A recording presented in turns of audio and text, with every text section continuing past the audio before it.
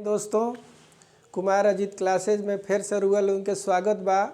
आज हमनी के प्रोनाउन में 3 गो प्रोनाउन के चर्चा कर लेवे के बा आ यही के संगे आज प्रोनाउन समाप्त भी हो जाई। ठीक बा, जौन बेसिक कॉन्सेप्ट होला।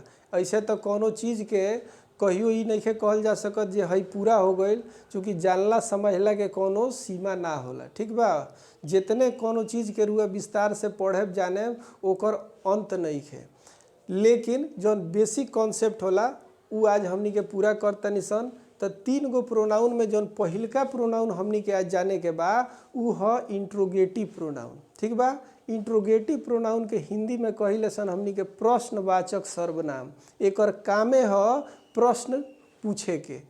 अब के का प्रश्न पूछी ओकरा खातिर कुछ उदाहरण बा, ओकरा के समझ लिए। लेकिन सबसे पहले हमनी के जाने के जे इंट्रोगेटिव प्रोनाउन कौन कौन बा। एमे हु मिली, ओकरा बाद से हुम मिली, हुज मिली, विच मिली आ वाट मिली। ठीक बा, अब एकर का अर्थ रही। हु जब रही तो ओकर सेंस कौन के रूप में रही, हुम रही किसको के सेंस में रही, हुज रही किसका रही सेंस हिंदी में निकालल जाई। तो विच रही तो ओकर हिंदी में सेंस रही कौन सा, आ वाट रही तो एकरो सेंस जौन बातन कौन सा के सेंस में रही। अब देखे के बाद 2 गो हेजिन हु के उदाहरण हमनी के।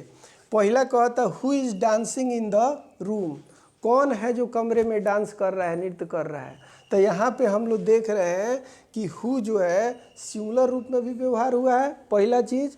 और दूसरा चीज़ कि ये प्रश्न पूछ रहा है व्यक्ति के बारे में कि वो जो है सो कौन है जो कमरे में डांस कर रहा है।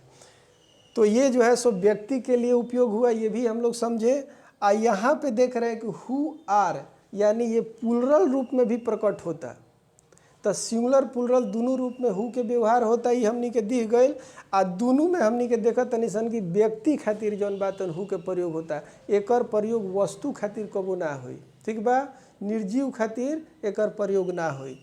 एकरा बाद जौन बातन हुम बा, हुम जौन बा तन सब्जेक्ट खातिर प्रश्न ना करला जेंगे हु करतरला, ये ऑब्जेक्ट खातिर प्रश्न करेला, आ व्यक्ति खातिर प्रश्न करेला। एकर केंगे बा हुम डू यू लाइक, तुम किसको पसंद करते हो। ठीक है, तो ये तुम तो सब्जेक्ट बढ़ले बाओ में, लेकिन वो पूछा था जे किसको पसंद करते हो, तो वही तो ऑब्जेक्ट है, उसी के लिए तो हमारा हुम आया है। तो इस चीज़ को हम लोग समझ गए कि जो इंट्रोगेटिव प्रोनाउन हुम है वो किस तरह से ऑब्जेक्ट के लिए प्रश्न पूछता है। इसके बाद विच है। विच हम लोग देख रहे हैं कि व्यक्ति के लिए भी काम कर रहा है, आप वस्तु के लिए भी काम कर रहा है। विच इज़ योर फ्रेंड, कौन सा तुम्हारा दोस्त है। आ विच इज़ योर पेन, कौन सा तुम्हारा कलम है। तो इसमें दोनों ही जो है सो रूप में हम लोग इसका व्यवहार देख रहे हैं। और सेंस क्या दे रहा है हिंदी में, कौन सा। तो इस तरह से हम लोग विच को भी जान लिए। और वाट जो है ये क्या का सेंस देता है। वाट कह रहा है व्हाट इज़ योर नेम, तुम्हारा नाम क्या है। व्हाट डू यू वांट, तुम चाहते क्या हो। और कभी किसी का प्रोफेशन जानना हो तो हम कहेंगे what is your father, what is your brother, what is your mother. तो इस तरह से हम लोग प्रश्न करके इंट्रोगेटिव प्रोनाउन का प्रयोग करके व्यक्ति वस्तु के संबंध में जानते हैं। लेकिन अगर इसी के तुरंत बाद नाउन दिख जाए तब इसका काम प्रोनाउन वाला नहीं रह जाता है, तब ये एडजेक्टिव का रूप ले लेता है। ठीक है, जैसे विच पेन इज योर्स, कौन सा कलम तुम्हारा है।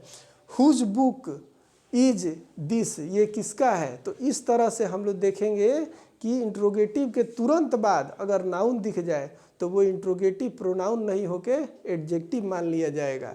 अगला है हमारा रिलेटिव प्रोनाउन। रिलेटिव प्रोनाउन का हिंदी होता है संबंधवाचक सर्वनाम।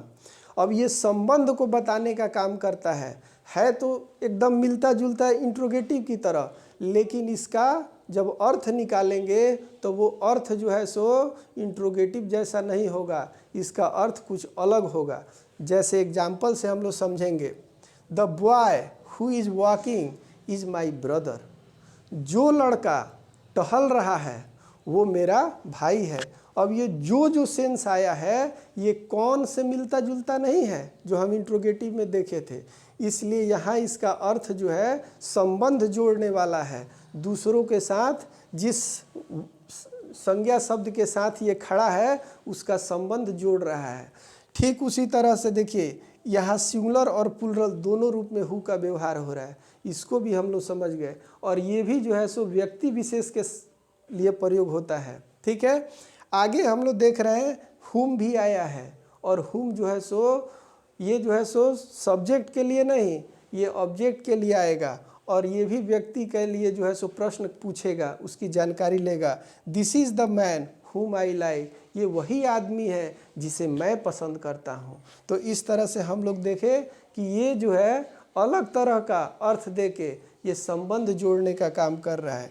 The cow which is black is mine, जो गाय काली है वही मेरी है। तो जो के सेंस देके ये रिलेटिव प्रोनाउन संबंध जोड़ने का काम कर रहा है। This is the girl whose mother is a teacher, ये वही लड़की है जिसकी माँ शिक्षिका है।